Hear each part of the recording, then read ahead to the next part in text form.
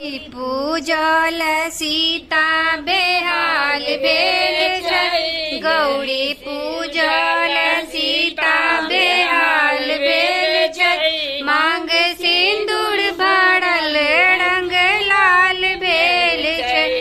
मांग सिंदूर भरल रंग लाल भेल छै। फूल डाली सजल रंग बिरंग फूल सा। फूल डाली सजल रंग बिरंग फूल सा। ओता बेली चमेली गुलाब फूल सा। ओता बेली चमेली गुलाब फूल सा। धूप गुगुल सा गम गम को बड़ भेल छै। धूप गुगुल सा गम गम को बड़ भेल छै।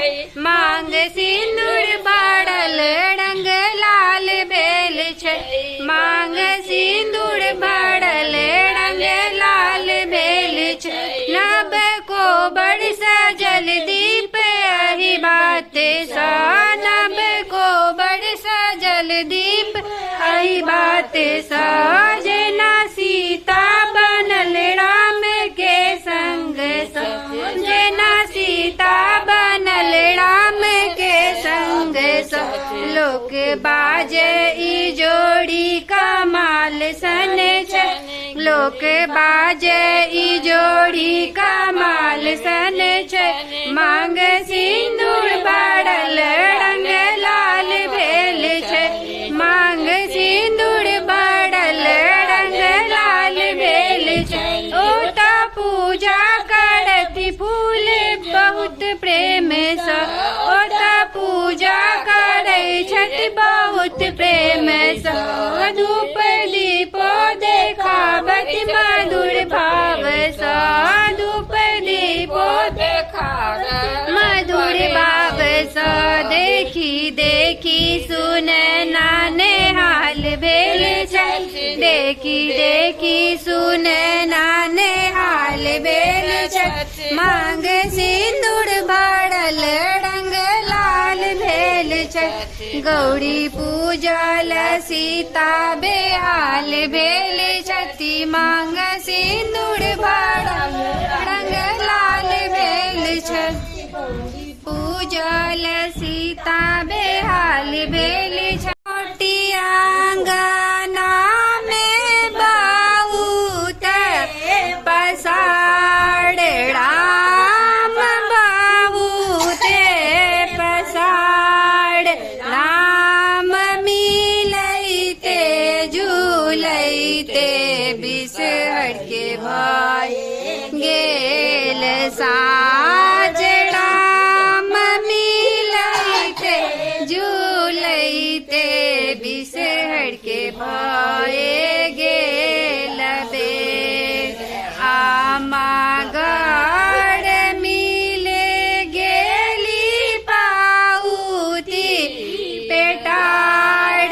राम पाउती पेटार। राम बाबा घर मिले गेली देल देनुगा। राम बाबा घर मिले गेली देली धानुगा। भौजो घर मिले गेली मुखौन बोल। राम मुखौन बोल। राम भैया घर मिले गेली लहंगा पटोर। राम भैया घर मिले गेली लहंगा पटोर।